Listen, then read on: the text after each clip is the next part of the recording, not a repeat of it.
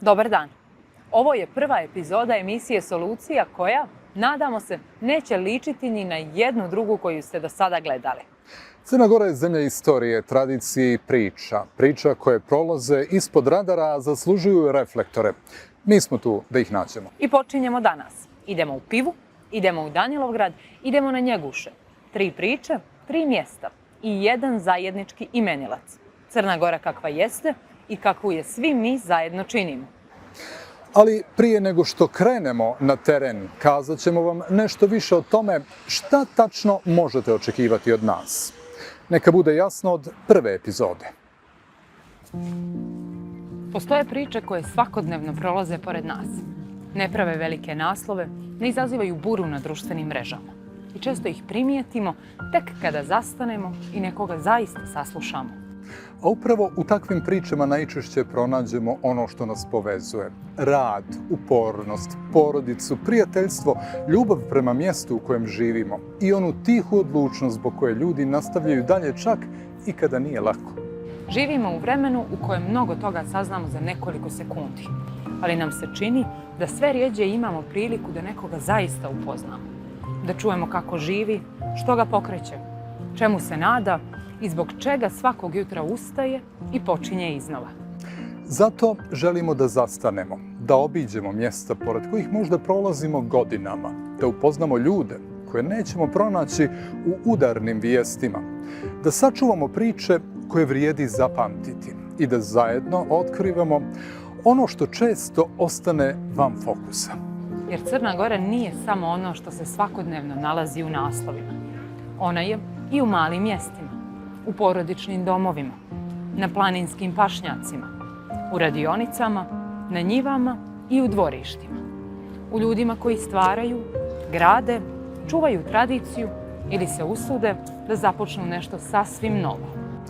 I možda nećemo uvijek pronaći velike odgovore, ali ćemo pokušati da postavimo prava pitanja, da razumijemo kako živimo, šta čuvamo, šta gubimo i šta ostavljamo djeci koja dolaze. Jer na kraju svaka zajednica se pamti po ljudima, po njihovim djelima, po njihovim riječima i po pričama koje ostanu iza njih. I upravo takve priče vrijedi pričati. Piva, planina, kanjon, tišina i nekada jako aktivna sredina koja se polako praznila. Mladi odlaze, kuće ostaju, tradicija blijedi. To je priča kakva se ponavlja u svim crnogorskim krajevima. Ali trojica mladića odlučila su da ožive te krajeve. Odlučili su da naprave etno selo. Mjesto gdje će se nešto sačuvati, gdje će se nešto graditi, gdje će opet biti života. Ko su oni? Zašto su se vratili i šta tačno grade usred Pive? Saznajte u prvom prilogu našeg magazina.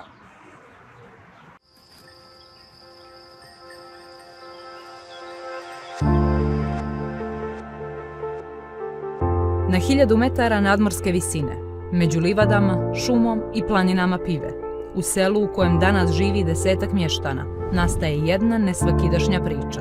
Ne o turizmu, ne o biznisu, već o trojici prijatelja koji su odlučili da zajednički život ne ostane samo uspomena iz djetinjstva. Dok su mnogi njihovi vršnjaci ostajali u gradu, oni su došli na livadu na kojoj nije bilo gotovo ničega. Danas se ovdje nalazi 7 kućica, životinje, novi sadržaji i planovi koji rastu zajedno sa njihovim snom. Ali sve je počelo mnogo prije prve lopate. I dan danas smo stali najbolji prijatelji, što je stvarno rijetkost u ovom današnjem vremenu i možemo se stvarno pohvaliti da smo 3 iskrena prijatelja i da je to stvarno jedna zdrava priča. Zbog toga smo došli na ovu ideju da se ujedinimo, da kroz posao imamo vremena i za druženje. Ideja nije odmah bila etno selo.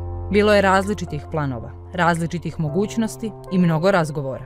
Razmišljali su o zasadima lješnika, šljiva, proizvodnji rakije. Ali jedno je od početka bilo isto. Povjerenje koje su gradili godinama.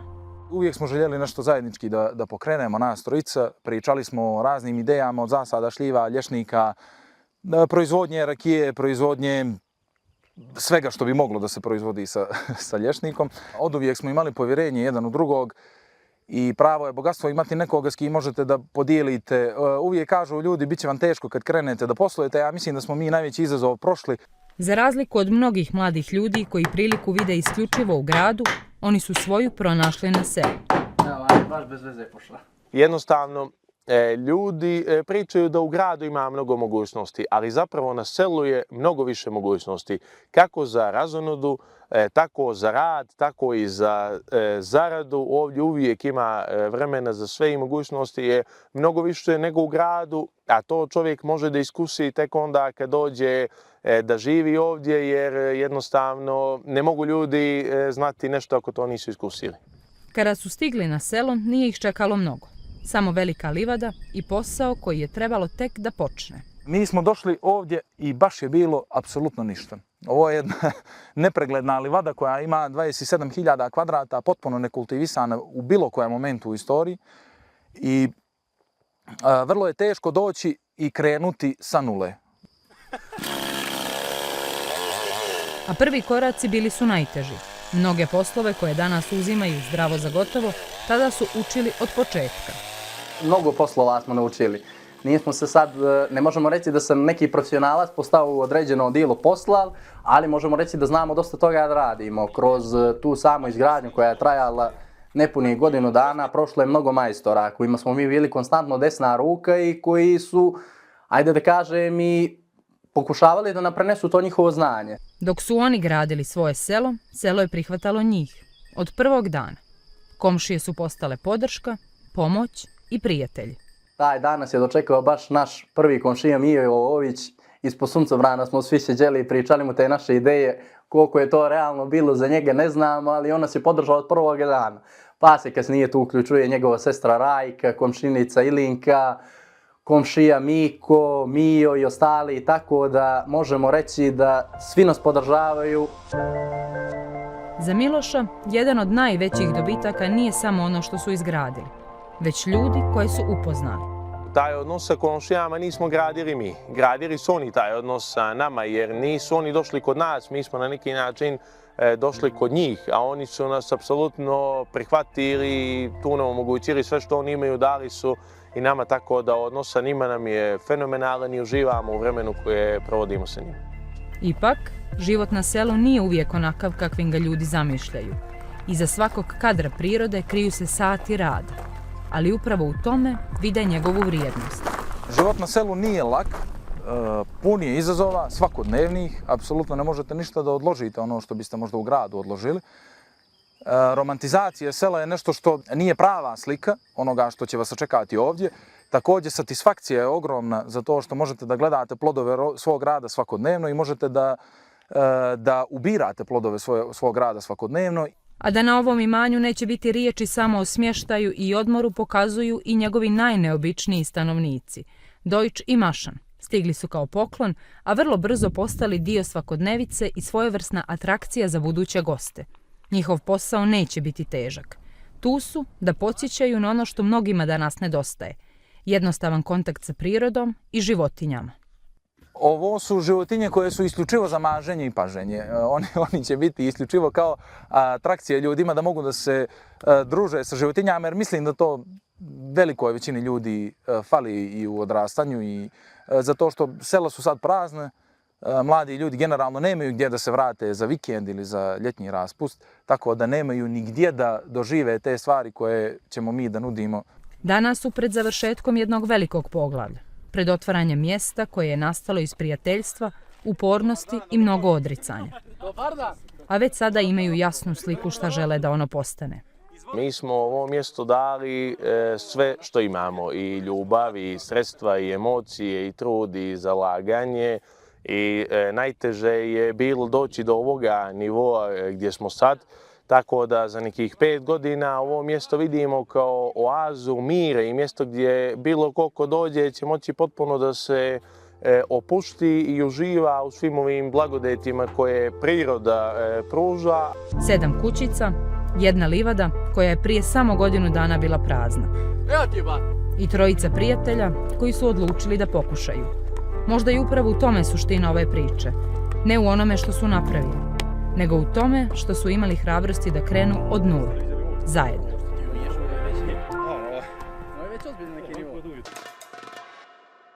Prve stanovnike etno sela u Pivi, Mašana i Dojča, ste upravo upoznali. U Bajovo polje stigli su sa farme iz Danilovgrada. Farme, za koju znate, a koja slavi životinju koja je vjekovima bila uz čovjeka na ovim prostorima. Kako je životinja, koju smo zamalo zaboravili, postala jedna od najljepših crnogorskih priča. Idemo u Danilovgrad. U zemlji u kojoj se često divimo velikim i moćnim simbolima, jedna od najljepših priča posljednjih godina pripala je skromnom magarcu. Njihovo njakanje u Martinićima odavno nije znak siromaštva, već uspjeha. Ja mislim da nema životinje u Crnoj Gori kojoj trebamo biti zahvalniji za opstanak crnogorskog sela i nekako lakši život na crnogorskom selu od magarca. Tako govori čovjek koji je prije 11 godina odlučio da spasi životinju koja je decenijama nestajala iz naših dvorišta. Nekada gotovo svaka kuća u ovom dijelu Crne Gore imala je magarca, bio je pomoćnik i saputnik, a danas je postao čuvar jedne druge vrijednosti, sjećanja. Ono što ja ispričam svakome ko dođe tu, da je magarac dio crnogorske prirodne i kulturne baštine i da u ovom mediteranskom dijelu države nije imalo kuće koja nije imala magarca za različite potrebe. Nosili su, vukli su, nismo imali puteve, nismo imali vodovode. Magarac je bio i prevozno sredstvo i vodovod i sve živo. I zahvaljujući ovoj farmi, magarac je opstao kao životinjska vrsta u Crnoj Gori i nekako je vraćen na tron. Ali ova priča nije samo o prošlosti. Na farmu danas dolaze porodice sa djecom iz spektra autizma. Nježna životinja, bez agresije i naglih reakcija, često uspije da postigne ono što ne mogu ni riječi. Magareće mlijeko dokazano pomaže kod upornog kašlja i respiratornih problema.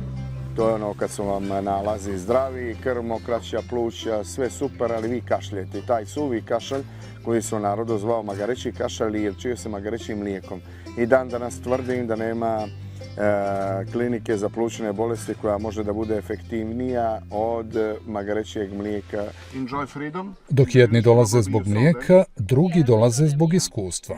Paradoks vremena je da su nekada ljudi sa ovih prostora odlazili u Njemačku zbog posla, a danas Njemci dolaze u Martiniće da čiste štale, hrane magarce i sijeku sino. Ne iz nužde, nego iz zadovoljstva. Obrnuli smo ploču, što bi rekli, da sad smo mi išli po Njemačkoj da radimo i zaradimo. Mi smo sad pozvali Njemce, zahvaljujući nekim dokumentarcima na njemačkim televizijama. Rado dolaze tu, odsjedaju i rade. I mogu da vam kažem da je to neka radna terapija, da ljudi u tome uživaju, da ih to vraća na djetinjstvo, na neku prošlost, na život kakav je nekad bio. Jer ono što se ne može kupiti u Minhenu, Londonu ili na Manhattanu, ovdje se još uvijek može pronaći. Miris sijena, jutro bez žurbe i osjećaj da život ne mora uvijek da bude komplikovan. Ali na farmi nema slobodnog dana. Dok većina ljudi spava, 80-ak magaraca već traži doručak. Magarci očekuju da im se da doručak, odnosno da se puste na livade da pasu između 5 i 6. Poslije 6 sati 80-ak magaraca počinje da njače i mogu da vam kažem da nije baš veselo u selu kad se ta filharmonija probudi. Posebnu pažnju privlače mladunci. Svaki dobije ime, često neobično i pažljivo odabrano. Svila, dobila ime Svila, zato što je stvarno svila. Jučer smo dobili Sjajnu, imamo Juliju, Julku, Drinu, Lokum, Kremić, Deutsch, Mašan, ima raznih. Ipak, kad mužjaci odrastu, moraju da napuste farmu. Ali ni tada ih Darko ne prepušta bilo kome. Mislim da je teže usvojiti dijete na Balkanu nego magarca sa moje farme, zato što moram da budem jako pažljiv u odabiru novih vlasnika, jer moram da budem siguran da će oni nastaviti da uživaju u životu.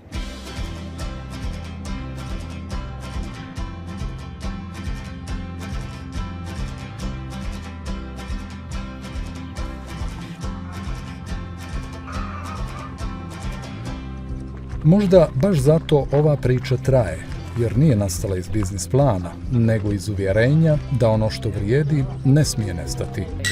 Na farmi u Martinićima magarac je ponovo dobio mjesto koje je nekada imao. ne kao simbol teškog života, nego kao podsjetnik da su najvrednije stvari često one koje smo gotovo zaboravili.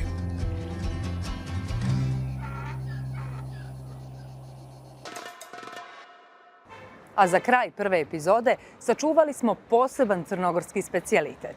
Idemo do Njeguša, mjesta gdje su rođeni Petrovići, ali i mjesta koje svaki turista zna po jednoj stvari – pršuti. Uradili smo priču o tradiciji i zanatu koji se prenosi sa koljena na koljeno.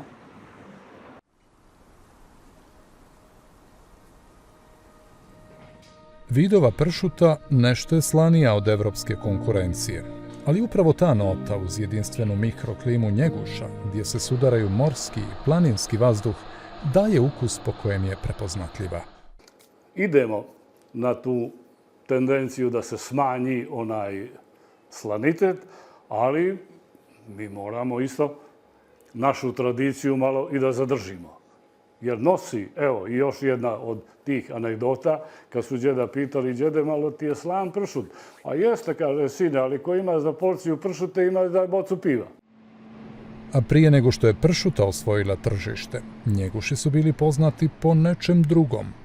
Prije toga, dugo prije toga su Njeguši bili čuveni po kastradini. Kastradina je ovčje meso, ovce, tada su se ovce puno uzgajale i onda su dosjetili se određeni ljudi tu i pravili su kastradinu na naš način i izvozili u Italiju. I ta trgovina je dala dobre rezultate. A onda je jedno nevrijeme potopilo brod i sa njim veliki dio zarade. Roba nije bila osigurana i ljudi su morali da prodaju zemlju. Od tog gubitka do novog početka vodio je put koji će Njeguše učiniti poznatim po pršuti. 60. godina prošlog vijeka gotovo svaka kuća proizvodila je po nekoliko komada. Za slavu, za goste, za posebne prilike, a onda i za prodaju. Moj otac je tako 65. počeo, a sjećam se da smo mi uz te pršute od trgoprometa i mi počeli da imamo nekih svojih sa 7 komada. To je neki početak. Ja. I onda je to, pošto se u zimskom periodu to radilo, ljudi nisu imali ništa drugo da rade, jedino krave i živo da hrane i tada su bili veliki snjegovi. I to je dobro došlo ovako kao dodatni prihod, dodatna zarada. Tako da je to dalo rezultate i ljudi su osjetili dobit i svi su počeli pomalo da grade, da pregrađuju, da proširuju sušare. 7 komada tada, 1000 danas. Vido, osim o pršuti, strastveno govori i o istoriji Njeguša. Jedna od najpoznatijih njeguških priča je ona o dvojici braće, Eraku i Rajiću, koji su sa mnogobrojnom familijom došli u selo. Toliko su bili siromašni da su ponekada morali da otimaju od starosjedilaca, koji su se za pomoć obratili tadašnjem gospodaru Ivanu Crnojeviću. Oni su prezentovali to i ispričali Ivanu, on ih je dobro slušao i pitao koliko, rekao ste da je njih 7, a koliko je vas 77. E pa kaže, kad se ne možete odbraniti od njih 7, da Bog da vas bilo 7, a njih 77. To se kroz vrijeme i ostvarilo, pa su Erakovići i Rajićevići postali najveća njeguška bratstva. A priče o njima i dalje se prepričavaju uz njegušku pršutu, čija se tajna ne krije samo u soli, dimu i klimi, već i u duhu njegovih stanovnika, koji iznad svega vole šalu. Vido nam prepričava davnašnji susret dvojice istoričara iz Zagreba i čuvenog ugostitelja, džeda Pera, kome je još kralj Nikola dao dozvolu za rad prve kafane u Njegušima. Kaže, džede, može li da se kupi za dinar pršute kod tebe? Može, sine, kako ne može? Pa bili mi okinuo, a tada su se normalno i sad. Držimo pršutu u mengele, pršutu i nož. I kidao se nož. Tanko, fino, polako, to je džede posebno dobro znao. I on uzme onaj nož i pređe fino preko pršute i ovome da pomiriše. Ovaj pomiriše, sine, ovo ti je dinar. Oni su ostali bez teksta, djede ih je na lijepe pobijedio i onda su mu se na kraju izvinuli. Na Njegušima se generacijama suši meso, prepričavaju anegdote i priče iz prošlih vremena, ali nastaju i nove šale. Zato je ponekad teško odrediti gdje završava istorija, a gdje počinje legenda. U prvoj epizodi toliko. 3 priče, 3 mjesta, 3 razloga zašto vrijedi ostati ili se vratiti. Sa vama smo opet tu za 2 sedmice. Sa novim pričama, mjestima i ljudima. Hvala vam na gledanju.